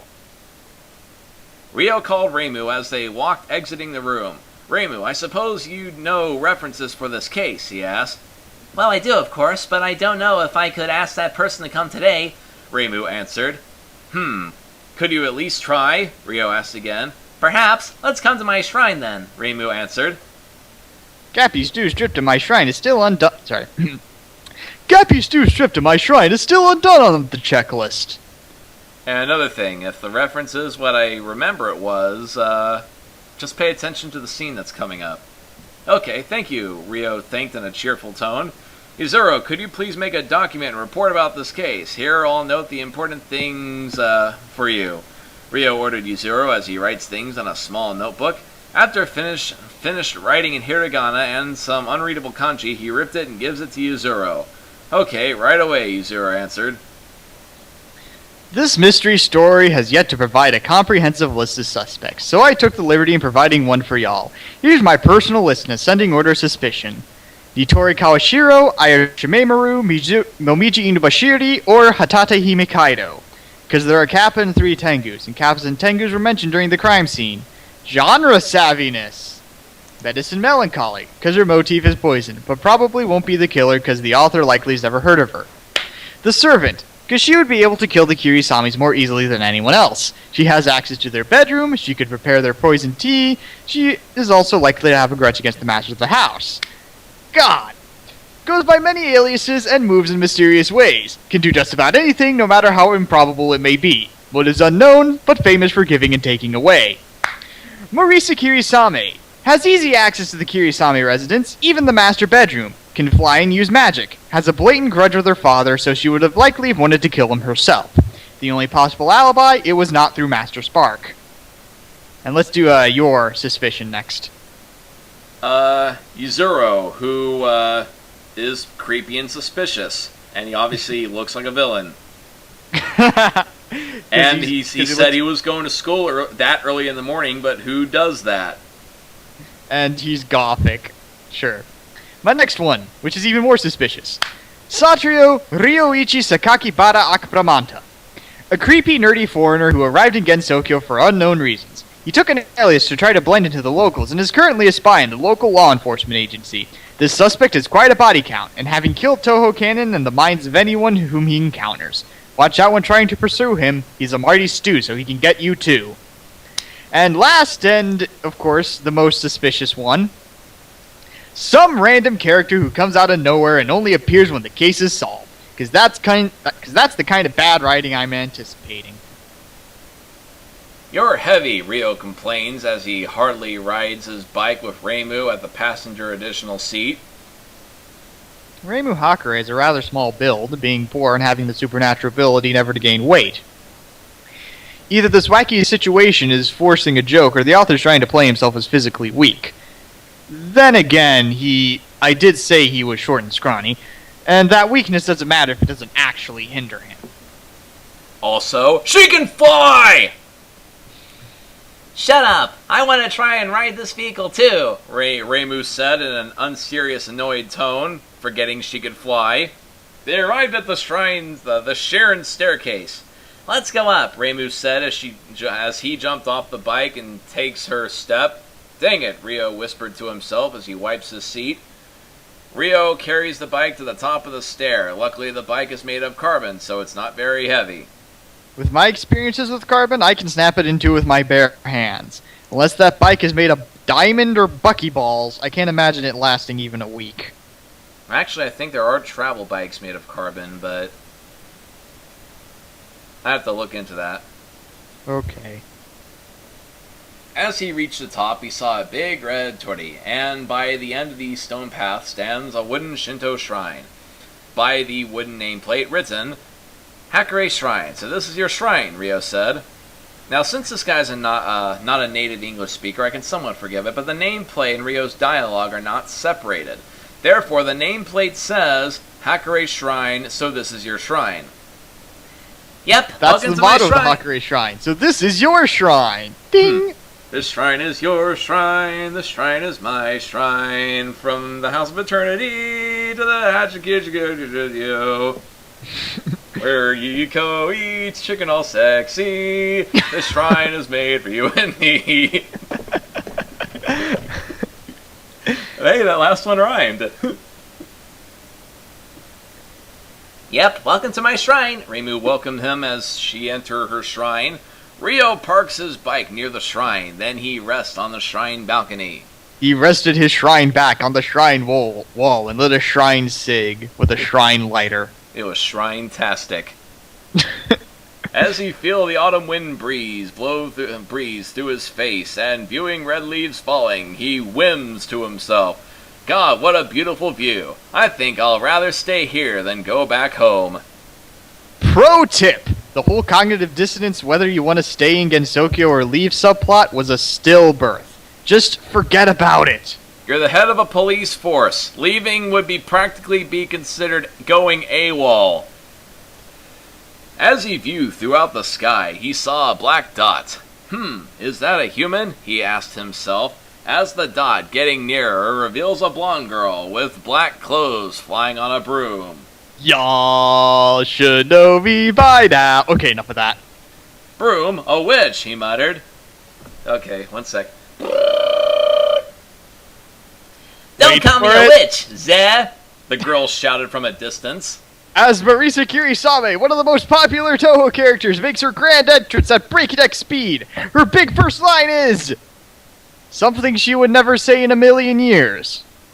Hey, she can hear me? What the fuck? Yes, she could hear you. You said that out loud. The girl landed with her broom. Ryo could see her more clearly. She's wearing certainly a witch hat, black dress, and a white inner long-sleeved turtleneck shirt. Also a white apron. Haha, it's a rare sight to see a visitor to Reimu's shrine, Zeh. Are you a villager? The girl asked. Some sort of, but I'm, Rio answered. Ha! I know! You're Reimu's boyfriend, Zah! Ha ha ha! The girl said loudly and pointing at Rio. So we have 3 lines of dialogue from Marisa and 3 uses of the word Zah. And as usual, I will say, the word Zah does not work in English. It's the equivalent of a very large period or an exclamation mark. No, I'm... Reimu's got a boyfriend! Reimu's got a boyfriend! The girl said with a melody. Marisa Kirisame. Marisa, ass-fucking, cunt-munching, idol-humping, stigmata-raping, tap-dancing Kirisame, acting like a goddamn 5-year-old on the suspicion that Reimu's trying to score herself some dick. I understand that I understand that Toho Project's deuteragonist can be pretty obnoxious, but this is too far for me.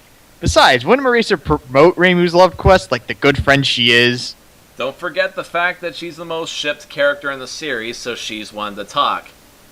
He's not my boyfriend, dumbass! Suddenly Reimu's voice from behind Rio, along with a yin-yang orb flying and hitting directly in the girl's face. Oomph! The girl grunts as she falls. I may be the expert in comedy theory between the two of us, Spaz, but I can't put my finger on why the intentional humor keeps falling flat. Well, the thing is, humor is based on a combination of the unexpected and the witty. Here, all the jokes fall flat because they're cliches, and they're about as stealth an approach as Moko in a firework factory, ran by Kaguya while she's making out with Kane. Kagukene, now that's a crack pairing. Hey, what's that for? The girl complains as she rubs her red nose. He's not my boyfriend, he's just an acquaintances, Reimu said as she come out of the shrine, bringing a pot of tea and 3 cups. Also, they stop by and have tea with Reimu. Another Gary Stu cliche. In Diamond in the Rough, I want to make it clear that Broly hates tea. Okay. You go do that. Ah, who is this girl? Rio asked her Reimu.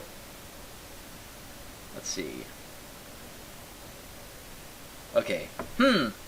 You mocked him without introducing yourself? Where's your manners, Kirisame? Reimu snickers. Ah, sorry. The name's Marisa. Kirisame Marisa's, eh? I'm an ordinary magician. The girl introduced herself. So if Marisa is fine by referring to herself as a magician, then why does she have such a problem on being called a witch? The sense. It makes none. Yeah, Sakakibara Ryochi. Good to know you. Rio introduced himself to Marisa. Let's see, who's speaking? Okay.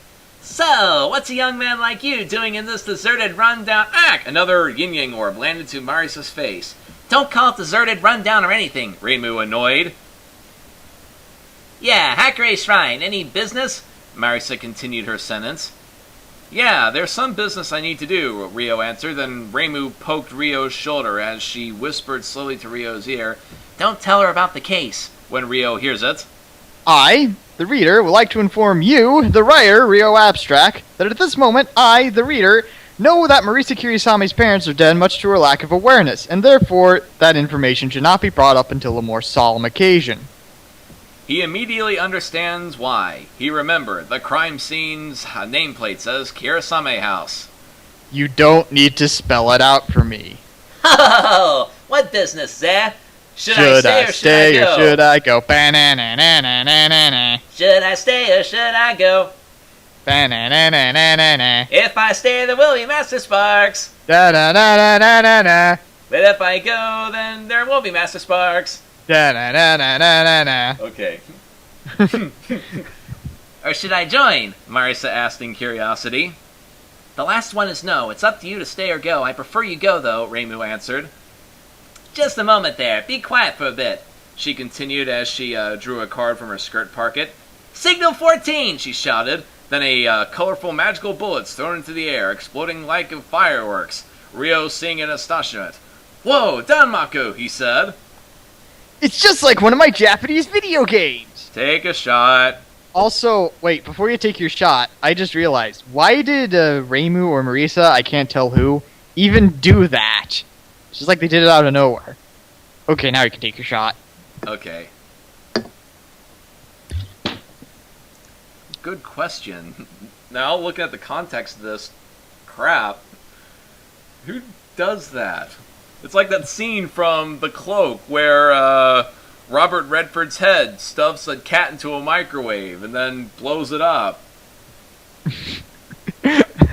What? You've never seen The Cloak before? No. This could be serious, like AIDS serious. Yeah, it's about a guy in a cloak and the decapitated head of Robert Redford solving crimes. I see. Okay. As Reimu's done making the signal, she asks Rio, "Do you know Danmaku?" Reimu asked. "Well, it's a game in the outside world, but it's not real Danmaku, it's just a virtual game in PC," Rio explained. "It's called Embodiment of Scarlet Death." Oh, wait. I don't want to go to school. I just want to be a fool. I just want to play video games. Everything else is really lame. Kill the author now, 966283 says. Oh dear. We got quite a bit more to go first.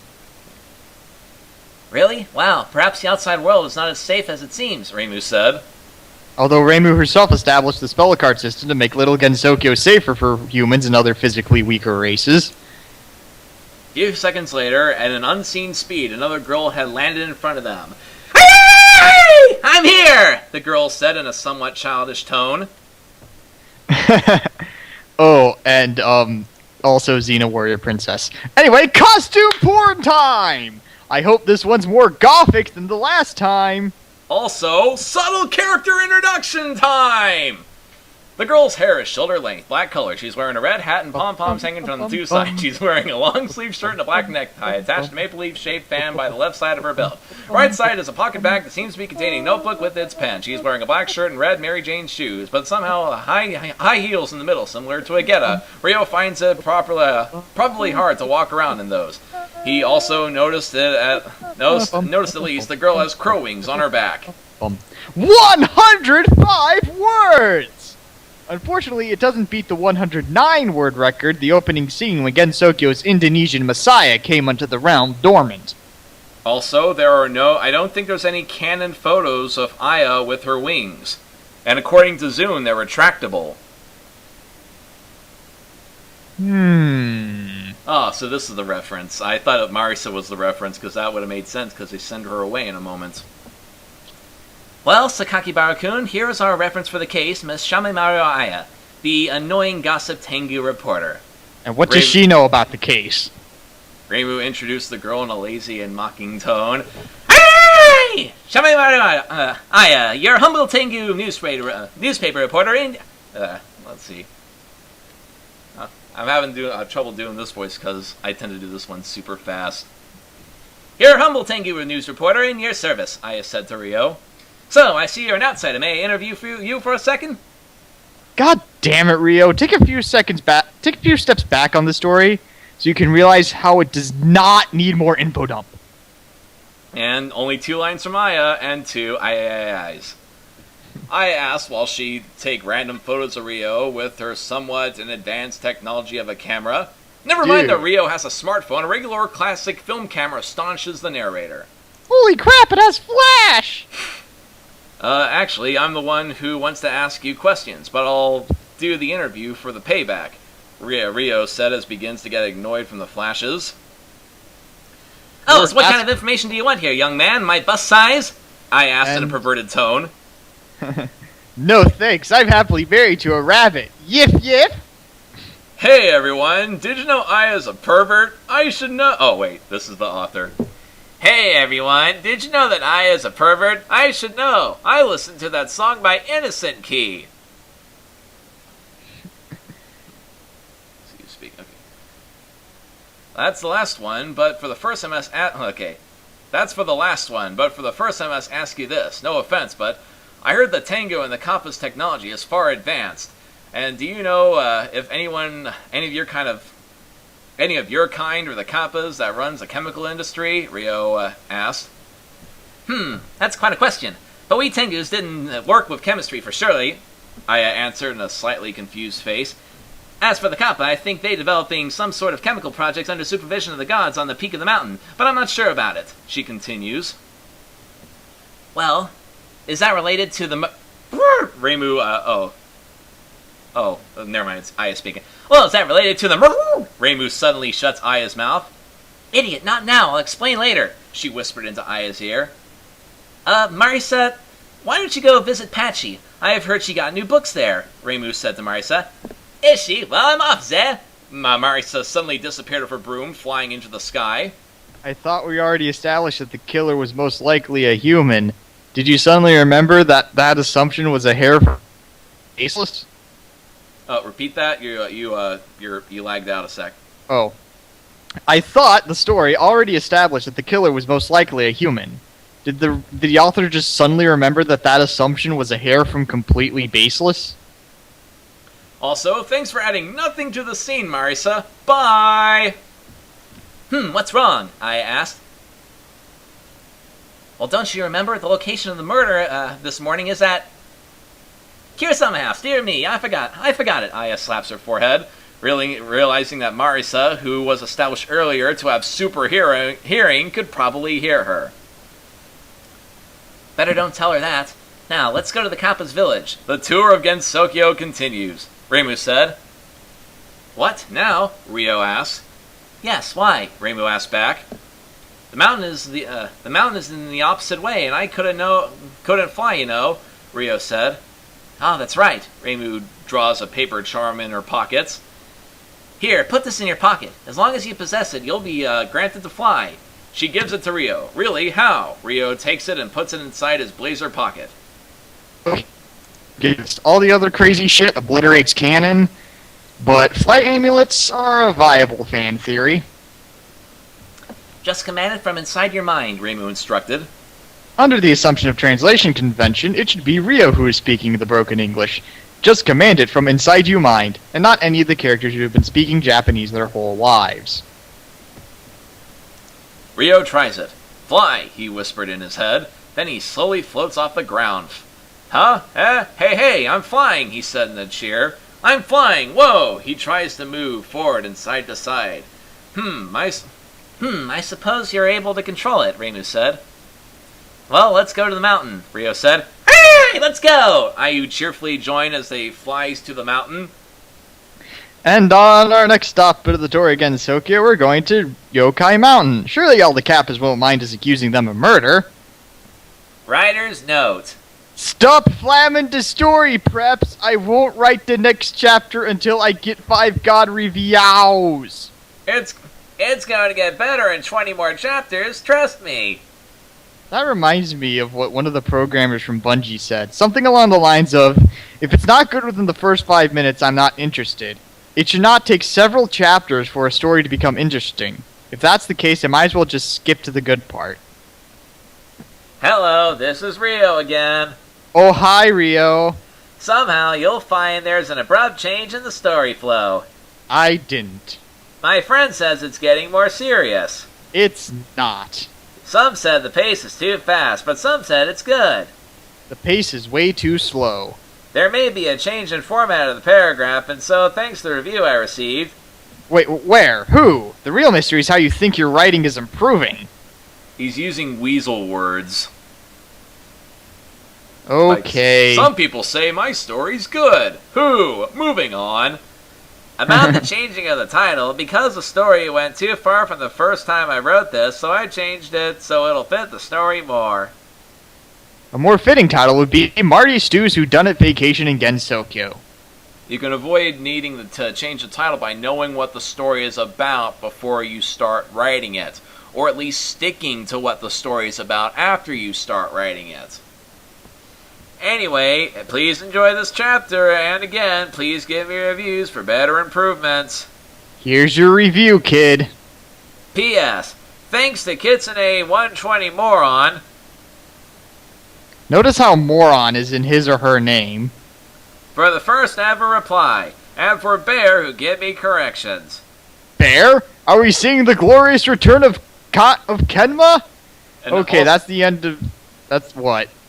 Oh, it's interesting. He says, Yeah, Kitsune 120 Morons, the first review, and Bear gave corrections, but he's saying, like, let's see. My friends say it's getting more serious. Some said it's too fast, but some said it's good. Who are these people? Alright. Indeed. Anyway, do you want to do this long rambling or save it for the end? We can make the long rambling part a separate video. Because we're almost to the 2-hour mark. Okay, then. You can stop here and we'll start on the final chapter.